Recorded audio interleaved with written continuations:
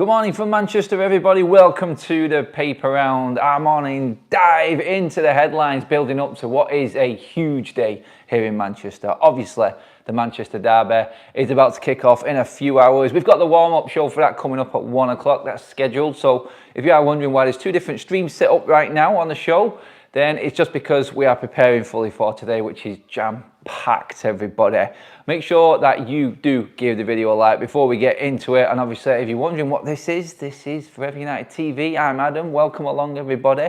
Make sure you're hitting that subscribe button if you're liking what you're seeing, if you're liking the change of scenes all around Manchester, giving you different content. This morning is the paper round, a Sunday look at everything that's going on after the day that was yesterday with the Premier League, the late goals, the drama. We're going to get into a few other teams' incidents, let's call them, from yesterday. And then obviously we are going to touch on Manchester United. The headline that I want to start with for today from the papers is one of, obviously, Sir Jim Ratcliffe and Ten Hag again. Lots of rumours going on behind the scenes, but Ten Hag's look and Ten Hag's thoughts on what Sir Jim Ratcliffe's approach should be for Manchester United. Like, seriously, Ten Hag is actually saying what he thinks Manchester United should be doing.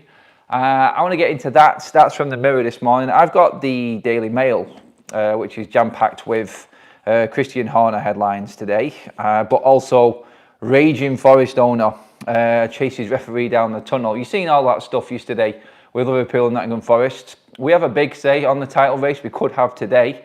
It could come to a complete head over these next couple of weeks because obviously it's Liverpool against City next week. So can United do their bit today? But yesterday, it looks like the writing's on the wall, doesn't it, for Liverpool? Sadly for United fans. But I mean, what is the lesser evil in this, City or Liverpool right now? I'm more concerned about what's going on with Manchester United. I think that's important. I think that's what we have to concentrate on more, especially with it being a United fan channel, obviously. But I think our worries shouldn't be elsewhere, we shouldn't be concerning ourselves with what's going on at City or Liverpool. They're completely miles ahead of us. And I think the piece in the Mirror this morning was talking about the golfing class between City and United. And obviously, Sir Jim Ratcliffe's interview a few weeks ago now, everyone has been talking about that and what he said in it, in knocking City and Liverpool off their perch. Well, Ten Hag has had his say in the Mirror today. When asked about this, he said, look, you cannot just simply copy City's blueprints. You cannot just go out and just do exactly what they have done. It's not right. It needs to be the United way, is pretty much what he's saying. Now, I'm thinking, hang on a minute, Eric. Have you actually watched the interview with Sir Jim Ratcliffe? It would be a case of Manchester United coming together as a club, first of all, the powers that be in certain positions that we've already spoken about, as in directors of football, CEOs, owners, David Brailsford, coming together, which way Manchester United are going to play. And Sir Jim Ratcliffe in that interview said it's not going to be a chop and change. It's not going to be like City and the ticky-tacky football. It's not going to be like Jose Mourinho, the pragmatic master that just looks at other clubs and what they were doing and worked out our formation and team strategy off what their opponents was. We are going to do it differently. We want attacking fast football. Now, Ten Hag said this week that when asked the question what his style of football is, he was very adamant and very clear that it was there for everyone to see. Now, I'm thinking like you guys, I'm going, yeah, not quite, Eric. I don't know what you're meaning by that, but in his eyes and his mind, he thinks it is full-on attacking, fast-flowing football. Pretty much, if you remember right, what Sir Jim Ratcliffe said in his interview when talking to the media for the first time after acquiring the 27% stake in Manchester United. So, yeah, I looked at it and I went, Eric, really? Are you sure about that one?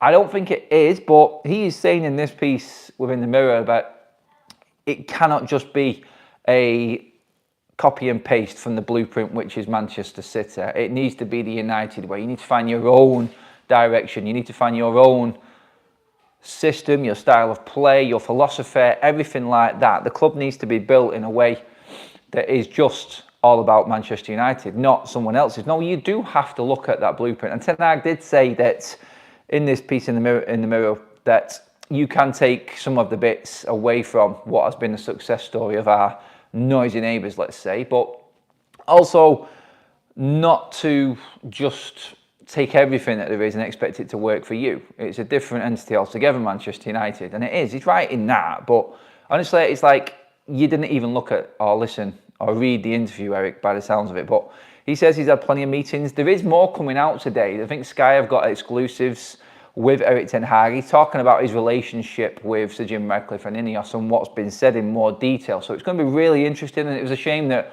with everything going on today that we didn't have enough time to listen and read what was said in that interview, because that would have been very insightful as to what he was talking about here. And I think extracts from that are what we are reading in the papers today. There's more to come from what I'm saying from Ten Hag. And I think them conversations are going to be key, because all we're hearing at the moment is the rumours around Ineos not being completely sold on Erik ten Hag. We've heard the De Zerbi and the Graham Potter rumours this week. There's more in the papers as well this morning about Dan Ashworth, his relationships with the Brighton hierarchy, with Potter again, and everything is pushing in that direction as to saying Erik ten Hag is looking like he's going to be moved on at the end of this season, which I think there's a big chance of, obviously because of results and things not going well for United. But I feel like right now there's still a chance for Erik, and this exclusive with Sky and that interview and what everyone is taking bits from today in the papers, I think that's key. I think if he comes out of that in full confident mode and saying, look, they have told me there is a certain amount of time that things are still going to be okay, they're still going to back me. But like we said yesterday, it's quite clear now that Erik ten Hag is going to need a new contract at the end of the season. This 3-year plan that Sir Jim Ratcliffe has spoken about, he needs to be fully on board with it. And he's only on board with it if he's got a deal knowing that it's going to get him past the end of next season, 25-26. And that, for me, that's the bit that I want to know more about. That's the bit that I want to know if Ten Hag has got assurances from Sir Jim Ratcliffe. Is he even going to say or even talk about them assurances, if he has had any, that is. But yeah, I just think Ten Hag talking this morning, that has come from this exclusive. I think everyone would have had a little piece of it. I think that's where the papers have got it today. So for me, I don't look at that and go, that's Ten Hag, confident, he's going to be staying at Manchester United, I want to know more. I just look at it and the whole speech going back to what Sir Jim Ratcliffe said about the best in class. The best in class isn't Ten Hag. It's not, is it? So one way or another, I think over the next, I would say month, I think everything is going to look a lot clearer for me. And I mean that by Dan Ashworth being in the door, more conversations obviously going on. Obviously Berardi would have been consulted, and the fixtures and the results would have gone to a point where we would have probably played Liverpool twice in the FA Cup and the league by that time. And obviously we'll know if we're completely out of Europe. We're 11 points behind Aston Villa as it is.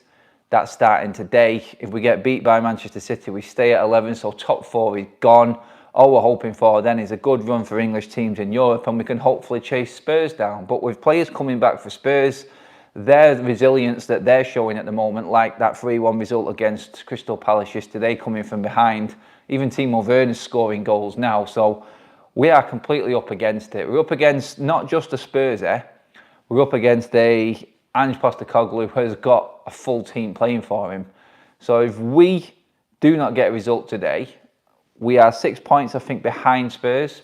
But if we do lose today, that will be having played a game more, which Spurs will make up against us in 2 weeks when we play Liverpool and they play in their Premier League game. Because obviously the fixture with Sheffield United has been moved now because of our clash with Liverpool in the quarterfinals of the FA Cup. So in a couple of weeks, everyone would have played the same games. I think the whole picture is going to look very clear in this league, in the league title race, the Champions League places, the Europa League. Is Europa League enough? I think that is the question. I mean, guys, I'll ask you, get your comments coming in.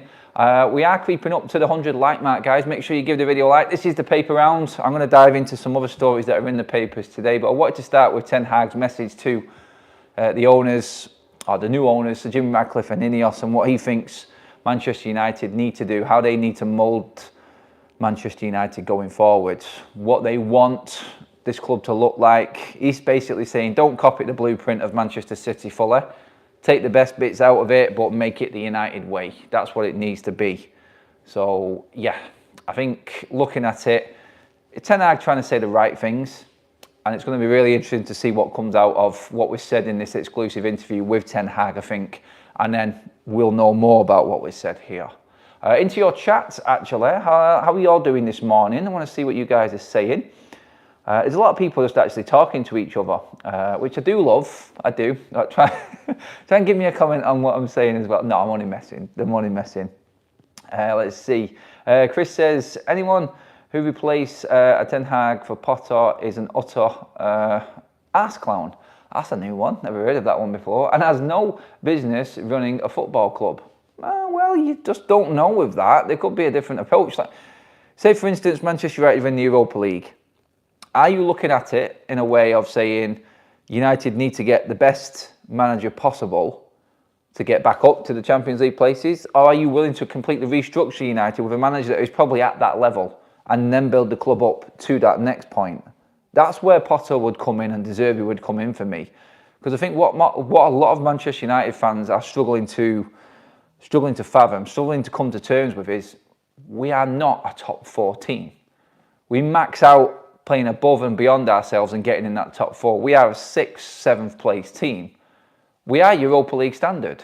That's where this team is at the moment. Do we buy a manager in that if we are going to cut this squad down and start afresh and rebuild, do we bring a manager in that can progress with that team? Like a Brighton. And it's embarrassing to say that, I know, and that's no disrespect to Brighton, but you understand where I'm going with this. It's like we tried to bring in the really big managers simply because of the name of Manchester United. Do we bring in a manager that's going to progress with the team and build the team from where we're starting from with Ineos? Or do we just simply cling on to our history and say, nope, we need the best that there is, get the Zidane, get all the best managers that we possibly can in a hat and let's pick from them? It needs to be done differently because that's what we've done the last 10 years, apart from David Moyes. We've got the serial winner that was Van Gaal. He's been there, he's done it, the older school. We brought in the more modern version, which was Jose Mourinho. He's been there, done it, won everything. We brought in the philosopher, which was Ralph Rangnick, after the legend, which was Ole Gunnar Solskjaer. Not worked. Now you have got a new system in place. Is it not time to change what we did before? Is it not time to change what went wrong before and go with a different approach? Now, I'm not saying Potter's the right man. I don't think he is either. But I'm looking at it from what that question was there, like what Chris said in the comment where he said, anyone who thinks Potter coming in is just completely clueless and should not be running a football business. Well, I look at it from the business side of it and how Ineos are approaching it. Not so much my opinion on that one. I'm just trying to balance it out and give where I think they might be coming from on it. So that's how I see it. That's the only way I can see it. I mean, when you look at everything that's involved in it, then you have to look at it and go, well, it can only be from a complete restructure point of view. It cannot be from the quality of Potter coming in to manage one of the biggest teams in the world, because he's not good enough for that. We know he's not. Are they willing to accept that Potter is the progressional manager that can take United to that next point? And Sir Jim Ratcliffe has said there will be change in 3 years. He didn't say exactly what that change was going to be. Is it getting back in the top 4 and comfortably being there and competing for titles, not winning them? We may get in there and we could say, like, possibly Potter could be another Arteta. He could be that manager that's challenging for titles but not winning anything. Then you make a decision on that manager, that elite manager, I think, that takes you to the level of the Pep Guardiolas and Klopps. Let's be honest. Pep Guardiola was the only manager in this so-called, let's say the top half of the Premier League table. He's the only elite manager that was brought into the league, elite, serial winner, with complete pedigree and massive experience around football. Look at all the other managers at the teams in that top 10 right now and tell me which one wasn't created. So these are the good ones. I'm talking Arteta's, Klopp's. Which one of them managers wasn't created and wasn't brought in with the big hype? Was brought in with the big hype. None of them. Eddie Howe at Newcastle, Arteta from within. I don't think Klopp was elite when he came to Liverpool. He became elite at Liverpool because he was given a chance to progress with a team that was pretty much at the same level that Manchester United are now. And that's how I look at it. I'm not saying that's right. I'm not saying Potter's right. I'll say that again and reiterate what I said. I don't want Potter. I don't think he's the right man for Manchester United, but I'm looking at it from Ineos' point of view, and I think that's how they're probably looking at it, what has worked. Arteta obviously came from Manchester City, wasn't known as a manager. Eddie Howe, lower league level manager at Bournemouth, came through, has done all right at Newcastle, starting to get them back. No one is elite in the whole manager setup in the Premier League. No one is elite that was brought in apart from Pep. For me, Postecoglou. You could talk Unai Emery. He's never won a Champions League or a league title. He's not massively elite, is it? There was only one manager which was like a big name, and that was Pep Guardiola. Everyone else has earned their corn while developing their teams within the Premier League. So is that what they're looking at? That's my only angle on it for Ineos, and arguing their point for bringing Potter or De Zerbi in. Because they haven't won anything. But neither had Klopp in the English Premier League. He'd done well in the Bundesliga. Tuchel became elite, or so-called elite, because he won the Champions League with Chelsea. But he was the same as Klopp, except he couldn't last it out. He was at the wrong club, which was Chelsea. And Bayern's obviously trigger happy with him. You know, if you ask me now, would you take Tuchel or Potter? I would take Tuchel. In fact, I want to know what you guys think about that. In fact, I think it's worthy of a poll, don't you think? I'll put the poll up now. Let's try it. Let's see where you guys are at. Who would you rather? Just out of curiosity, I'm not plugging any one of these two. I just want to know where you're at, what type of manager. So these are the two, I would say, contrasting managers right now. Say, for instance, it goes wrong, completely wrong for Ten Hag. These are the two that I would probably look at and go, right, there's one end of the scale, there's the other end of the scale for managers right now and what they've won in their careers. So I'll just bring it to you now. Who would you rather? So it's Tuchel or it's Potter. That poll is up now. I'm just going to see what you guys think, where your heads are at with that one, because I think that's good to balance the argument and what I was trying to say and the point I was trying to get across there, because Potter hasn't won anything, Tuchel has won everything, but Tuchel is seen as this level above because he won the Champions League at Chelsea. Di Matteo came in, similar scenario, and just won the Champions League at Chelsea. Is he elite? No, he's not elite. So there's only one manager that was ever brought to the Premier League that was elite. Even Jose Mourinho, who won the Champions League with Porto, would you say he was elite? He was the next one. He was the manager coming through, wasn't he? And I think that's what I think that's the point I'm trying to make. Mourinho was made in the Premier League. Klopp was made in the Premier League. Arteta made in the Premier League. These are good managers simply because they have earned it within the Prem, and that's the difference, I think. A super chat in from John says, thank you for that, John. I'd take Big Sam over Erik Ten Hag. His tactics are awful. Big Sam's are awful or Eric's?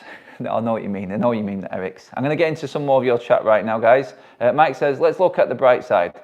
The global coffee harvest has been phenomenal, both in quality and quality, so lower prices incoming next month.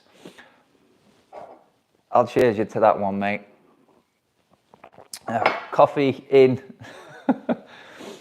Trust me to pick out that message randomly out of everyone's.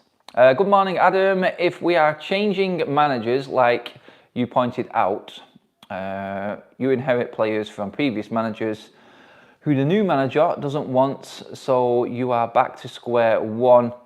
Do you agree, Henry? I do agree on that, but this is where it's different this time, and the only chance United have got is this short period now that Sir Jim Ratcliffe was talking about. This is why I'm bringing up, above all stories, simply because it's United and we're a United channel, but Ten Hag talking about Sir Jim Ratcliffe and copying the blueprint of City. This right now is the most important period of Manchester United's history, past all of the other famous stuff which we know about. This right now will define if United do go back to the top, or if we just sit and stay and linger in the mediocrity we are now. They have to address that, Henry, in terms of the players, and completely back whichever manager is in situ this summer. to a point where it doesn't matter who that player is, they go if the manager isn't working with him. This is why it's so important to get Ashworth in now. Get Barada talking, everyone communicating, Jason Wilcoxon, if it is going to be him. There is your team. Let's get to work very quickly, because yes, you inherit the old players, and there's what, 5 or 6 managers worth of players in this squad. It's not good. And you've also, to the other side of that, got to look at the fact that the new manager coming in may want to make something work with players we know are not working at this football club right now and need to go. They may think that they can change something in them. So that's the other side of that argument as well, which isn't going to work right now. It is just not going to. More of your chat, please, everyone. Get your comments coming in. Please give the video a like, guys. Creeping up to the 150 mark. Doing well for the paper round this morning. Andrew says, Adam Klopp won the German League twice and the German Cup. Also got them to the European League final. It's true. Is that big? Tuchel did the same. Do you know what I mean? You know where I'm going with it? I'm not disregarding the Bundesliga. It's a 2-team league, and it was when them managers came through. It's not the Premier League. It's not as hard as the Premier League. And winning the Bundesliga doesn't make you elite for me. Winning the Premier League doesn't make you elite for me. Continuously winning the Premier League and the European Cup makes you elite. Elite managers are Pep, Jose Mourinho, Klopp now because he's done that, Zidane, Ancelotti. They're the elite managers. Louis van Gaal, you could say, was elite back in his day. Won league titles, won the Champions League. That's why United have been going before. Now, them options are there. United can go out and tempt one of these other managers. We could definitely go and tempt Ancelotti. We could definitely go and try and throw everything at Zinedine Zidane. Jose Mourinho's still there if you want him. I'd be sure they add Jose Mourinho to that list. And it's right now, it's like looking at that when I put that poll up, 74% of you were saying you would take Tuchel rather than Potter. 2 managers that are going to be available at the end of this summer that I think United will be looking at for different reasons that I've just explained. Let's see what else we've got here. We have got a new member in the house who is Peter Reds. Welcome to the Members Club, Peter. Thank you very much. And a super chat in from Nigel. Nigel Flynn says, I don't think Potter or Tuchel are being looked at, Adam.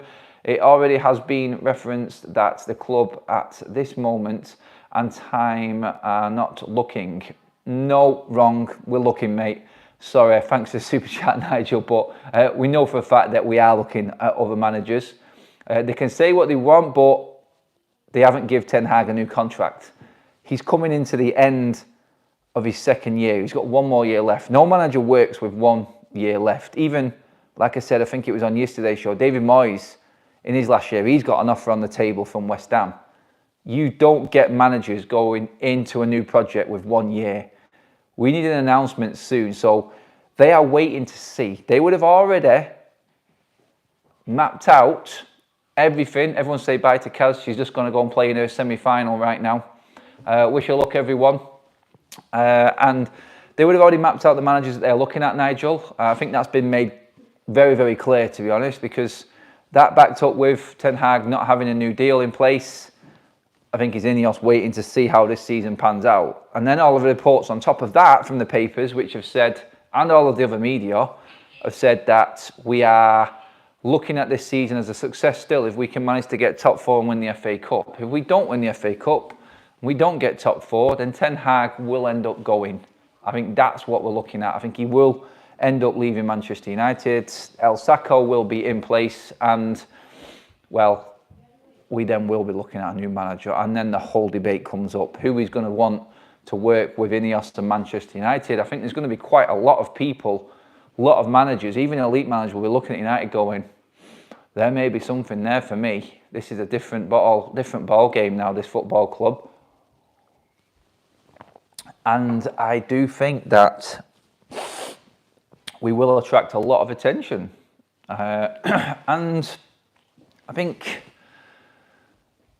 well, I said it, I think we will find out more in the next few weeks. I think by the end of March, we're going to have a good idea where we're going.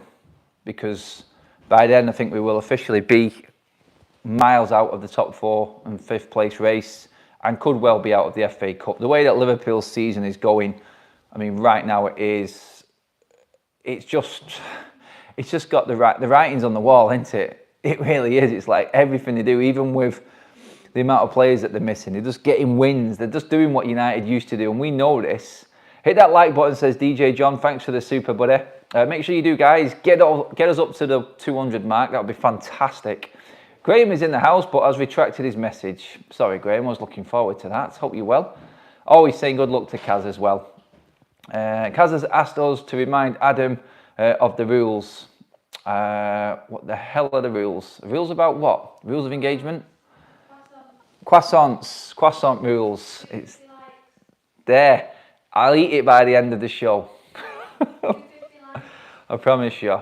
250 likes and I get to eat the croissant. I think all right, yes, just been told that. 250 likes, guys, and the croissant goes down. There you go. And the coffee's more important right now. Is anyone else, are you, as a United fan, you like me, that when Derby weekend comes around, the night before, you don't sleep well, do you? You just don't. No matter how much you try and play it down, oh, we're crap. We're going to get beat. We're going to get slaughtered. I'll flick in a few pages into the papers here. I have to go past Nunez's face. I have to go past Aston Villa winning, Spurs winning. And then I look at the next page, centre pages, Guardiola's special ones. Yeah, nah, no thanks. Talking about how they've educated and changed their way of their academy system way and brought players through like Bob, like Lewis, like Foden, all of these players, and how things have changed at Manchester City. I don't want to read it. It does. So like I was saying, no matter how much you play down the derby and like we've got no chance at all, you still can't sleep. You still got the same issues in the build-up. You're nervous.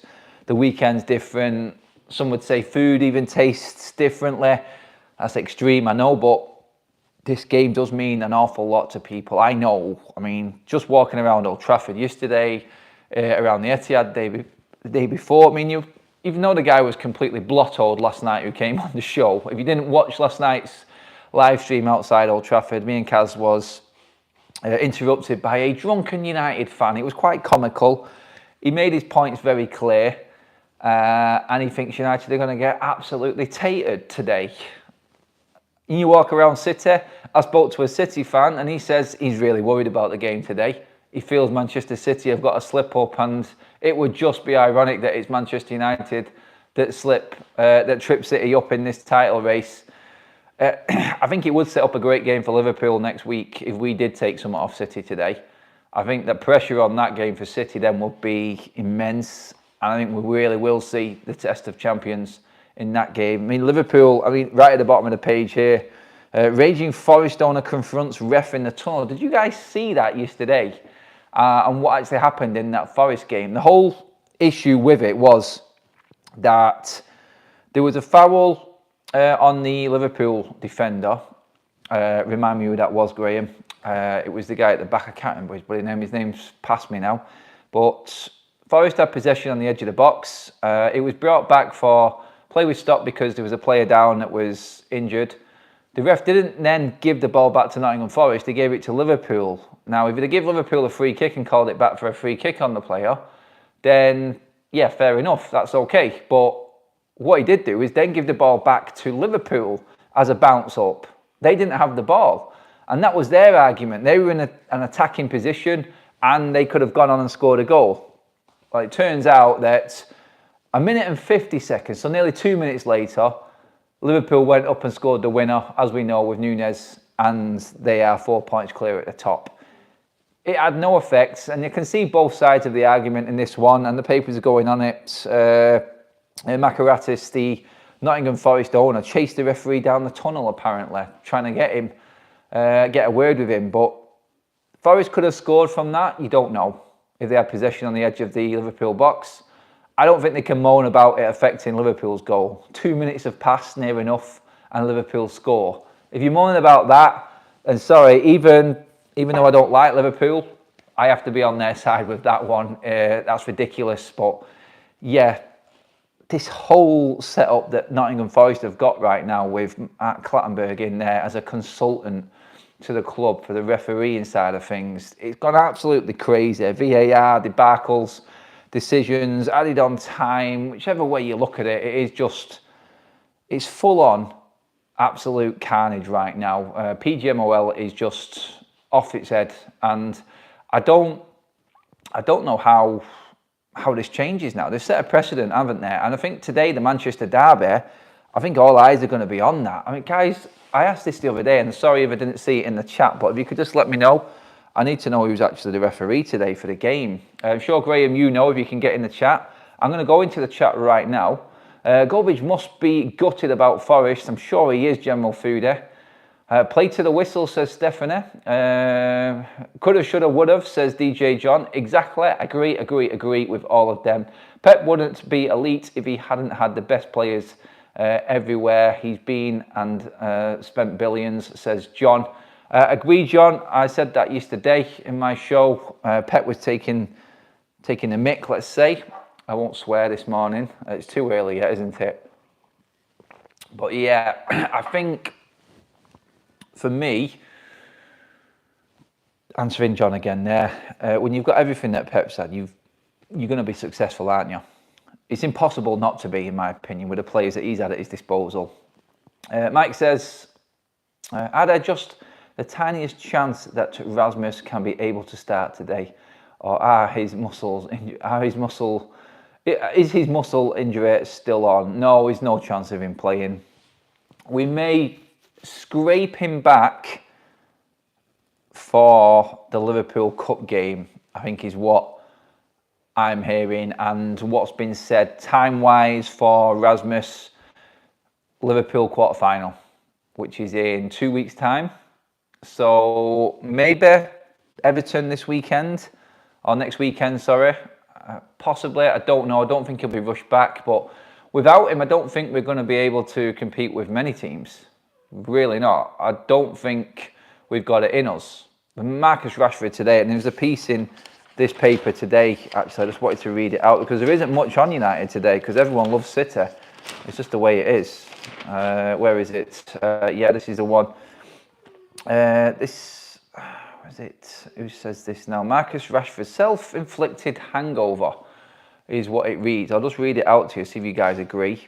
I hugely admire Marcus Rashford, and I'd assume many of us do, but I found some of his comments a little jarring this week. They came on the subject of his commitment to Manchester United via a passionate essay published by the Players' Tribune. As he phrased it, it's like somebody questioning everything I stand for as a man. I'd never doubt the calibre of his personality. His actions to help others during the pandemic told us enough on that. Nor would I query what it took him to get to where he is. I also believe some of the reaction to his infamous night in Belfast was excessive, which prompted his response. But it is still worth reiterating something on the latter. Like all hangovers, it was mostly self-inflicted. Short, sweet, snappy, and to the point. That's how I looked at that, and that's exactly how I read the Marcus Rashford situation. Everything that has come, critique-wise, has been brought on by all of his own actions. So, looking at that, I agree with that exactly, and I think summed it all up. There are good points. There are a lot of bad. There was a lot of overreaction. I don't think I was overreacting. I was just angry as a fan. And I said it last night. Last night I said it on the stream. I said the club coming out and backing Marcus Rashford, I think he's poor, really poor. And I think it's like the fan base is being held accountable for their opinions. It's like now Manchester United fans cannot have an opinion on a player's form or a player not conducting himself right on the pitch. It's like because we've got an opinion on Marcus Rashford and his antics and everything going on, they're sort of guilt tripping the fan base by backing him on this. It's like all of a sudden we had a right to an opinion, and we had a right to talk about what Marcus Rashford said in his last interview with the Players' Tribune, and obviously leading into his commitment on the pitch, his form on the pitch, what happened in Belfast. We all know what we've seen. We all know what the club did. Reprimanded him. He was out of order. His form has been crap. He hasn't offered anything. He has been petulant beyond belief. And now the club coming out backing him for saying that everyone questioning his commitment is wrong, and saying that, and putting on the website their headline of, back me, good. If you don't, better. Like that being on Man United's website is literally saying to all the fan base, you need to rethink what you are saying. When it comes from the player, it's one thing. It's not right. But when it comes from the club backing the player saying that about all of the fans and all of the critics, it's like they're saying you need to really take a rain check on what you're thinking about here, or what you're saying about Marcus. We think you're wrong. That's not fair. That really isn't fair. And I said this when this interview came out. I said the one thing that no one would have thought about in all of this, or paid any attention to, is the feelings of the fans and how the fans are supposed to react to it. We're supposed to sit there and not be honest with ourselves, the club is basically saying. They're saying, look, we're backing Rashford and what he's said, so ultimately, it's us against you if you don't think he's right. It's better if you're not with him. What, as a fan, are you supposed to take from that? How are you supposed to accept that from your club? Are you supposed to just go, I'm completely wrong because the club have said that, because Marcus Rashford is pretty much not bothered about anyone who isn't with him or behind him or agreeing with him from what he said is not important. It's just all wrong, and the club, I think, have made a massive mistake with that. Oh, we have 250 likes in the bag, so a piece of croissant is going down. There you go. Thank you, guys. I don't like to eat on camera. It's not right, probably, but you guys have forced me into it. That was your fault. Breakfast time, Adam. Let's see if we can get to the 300 mark. Sorry, Adam, I don't know who the referee is today. Thanks, Graham. You let me down on that one. But, hey, and I've said this as well yesterday. I'm not going to back down on it. If United win the game today, I will let you guys choose the hair colour. I will go a different hair colour, and you guys can pick it. That's how confident I am that United probably won't get the result today. I'm clinging on to hope, and I will make a fool out of myself at the expense of Manchester City bottling it today. I will gladly do that, but hey, that's where we're at with that one. In terms of where Manchester United are at, as you go through the paper today, the Liverpool result speaks for itself, sadly, miles out of our thinking or our thoughts. Chelsea are just as bad as us. Another poor result for Pochettino. Who is more at risk for their job, Pochettino or Erik Ten Hag? I think Pochettino has to be ahead of Ten Hag, surely. I mean, come on, like, the squad that he's got, the money spent, and the just inconsistencies of that team. There's no one is convincing me that Pochettino is anywhere near less risk than what Ten Hag is for his job. That was a shocker of a defeat. West Ham fans, I mean, they were calling for David Moyes' head. 2 weeks ago? And then he wins 4-2 and 3-1. All of a sudden, right back up against us in 7th place in the league, still in Europe. Yeah, don't count your chickens, I would say. And the grass isn't always greener on the other side. Flicking across to what was a damning result for us yesterday. It looked like Luton had done us a favour and pulled it back. Morris, 72nd minute goal. You're thinking, whoa. And then again, last minute, Luca Digne makes it 3-2 to Aston Villa. And that, I feel, has just heaped massive amounts of pressure on Manchester United today. You only fly across even more and you look at Spurs winning as well. It doesn't read very well because the table, just let me get the table up now and where it actually lies. So Manchester United now level on games with Spurs in 5th, but 6 points behind. We would play the game more if we don't win today and still be 6 behind. If we get the win, it's a bonus for Manchester United. It really is. I think it just brings us right back into it. And that's how important today could be if we actually do turn up. But Aston Villa, I feel, are out of sight now. I don't think we can catch Villa. I don't see them losing another 3 games. I mean, they've lost 6 all season, Villa, and we're into the last, well, deep into the last third of the season now. So Villa on 55, they're literally, if results don't go right for Arsenal, then Villa are only 3 points behind Arsenal, who are chasing the bleeding title. Villa are closer to Liverpool than Manchester United are to Villa. That tells you everything you need to know. That, for me, convinces me that we are not going to be able to catch Aston Villa. Our sights are solely set on Spurs. And Spurs, getting that win yesterday and showing that resilience and getting a few players back are a bit of a concern right now for Manchester United. They really are. Honest Tiger in the chat. Just got in now. Click new links. Not working for me for the watch along. I don't know why that would be, Honest Tiger. I'm going to get onto that beforehand. So what I'll do, I'll refresh everything for anyone who is preparing for the watch along on TIFO later on. I will fill in on the members section on the community post as well. Most people have got in now, so I will just check. I've got a meeting at 2 o'clock today, and I will confirm everything for you guys and make sure everything is set and raring to go on that one. But yes, looking forward to it. Looking forward to trying out the new tech and everything, new platform. But yeah, I will be back at 1 o'clock looking ahead to the derby. Match day vibes, guys, that is all set and ready to go as well. I'm just going to go into some of your questions before we finish up on the paper round, guys. So get your comments in, everyone. See if we can get us up. We're only 14 likes away from the 300, so well done, everybody. Absolutely destroying it today, as always. Honest Tiger has just gifted a membership, and that has been taken by... wait for it. Has it not been taken yet? I can't even see who's actually had the membership. Jay has taken it.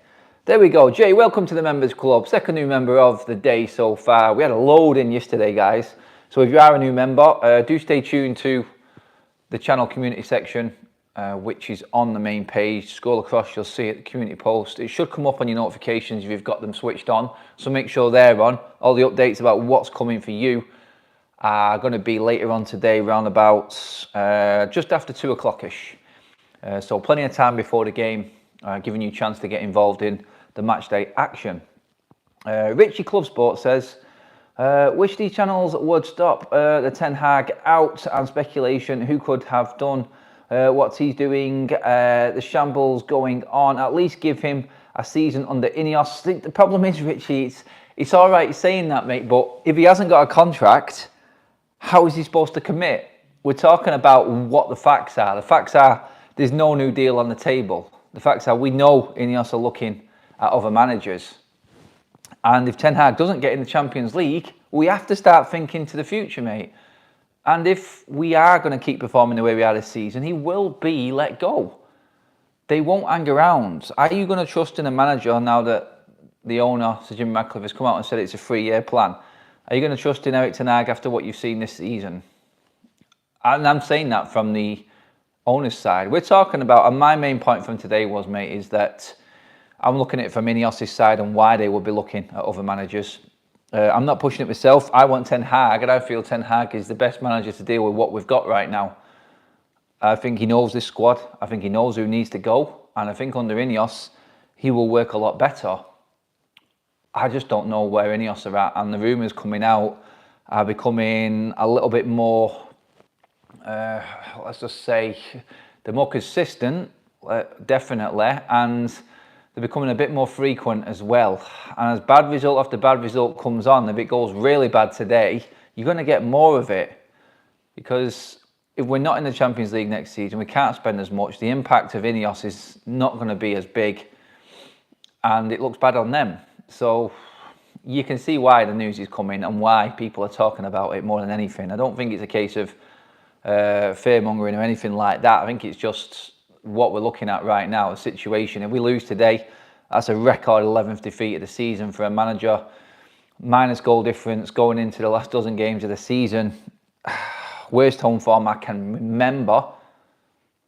It's not good enough. It really isn't good enough. And it's only being talked about because he's had an absolute mare of a season. As well as the players, I know. But the facts are, we know how football works. And the players get away with it. The OT drunk is knocking on the window. No, he's not, Fred. Stop winding me up. Adam, both the club and Rashford are trying to manage the negativity surrounding him. They know that he has a very long road ahead. So if they can spin it so that criticism seems like fuel, it's okay. I don't even think they've spun it that way. That's the way I look at that. I think it's poor. I think it's really poor. It's not so much backing a player, like resilience and all of that. It's that if you're not with me, then that's even better. That comment isn't good enough from the football club. It's not. The club know that every fan pays towards Marcus's wages. We contribute to this football club. You cannot just pass off someone who has got a problem with a player because of his commitment on the pitch. Forget about everything else. You cannot say, because you can't say it's better without you. The club cannot come out and say that for me. That is below the belt, and I'll stick with that. Guys, that pretty much is everything all done and dusted. Thank you so much for joining us here today. I am on my own now, obviously, so for the sake of ending this video, I'm going to say, before I walk around my table and turn it off, because I'm filming it differently today from the different spot, obviously. Thank you. Make sure you please give the video a like on your way out. If you are subscribing, that's fantastic. It means you're loving the content. If you're wondering what this is and just tuned in, then do hit the subscribe button, because we've got loads of content coming up today, and I'll keep you all afoot later on. We are back live at 1 o'clock, so I'm going to go and get myself ready. I'm going to get kitted out, raring to go, ready for the Manchester derby. I'm nervous as hell, but I'm just hoping that this team actually turn up today and give us something to cheer about and wear that shirt with pride. We'll get into more of that stuff in the warm-up show at 1. So I will see you all there. Have a great rest of your morning, and I will see you, hopefully, for the warm-up, and we go from there. Cheers for watching, everyone. I'm Adam. This is Forever United TV. I'm now going to walk around and turn the video off. Cheers, guys.